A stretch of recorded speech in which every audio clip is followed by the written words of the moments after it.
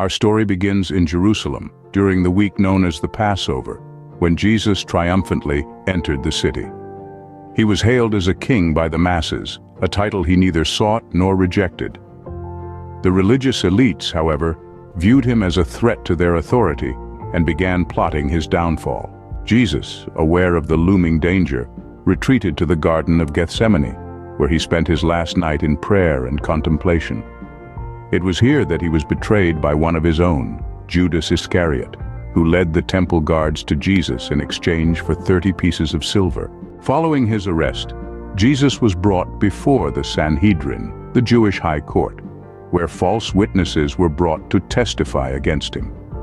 Despite the lack of substantial evidence, he was condemned for blasphemy, a crime punishable by death. In the early hours of the morning, Jesus was delivered to Pontius Pilate, the Roman governor of Judea.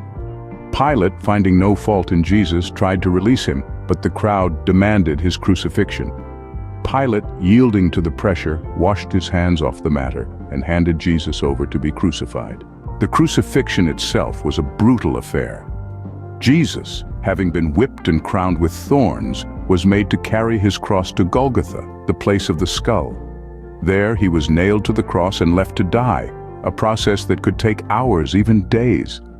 Yet even in his final moments, Jesus forgave those who had wronged him. After his death, Jesus was taken down from the cross and laid in a tomb.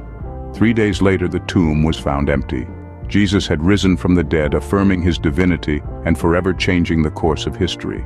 In summary, the crucifixion of Jesus Christ was not an isolated event, but the culmination of a series of events starting from his triumphant entry into Jerusalem, through his betrayal, trial, and execution, to his eventual resurrection. It was a moment that marked a turning point in human history, a testament to the power of faith and forgiveness. So the next time you find yourself pondering over the crucifixion, remember the context.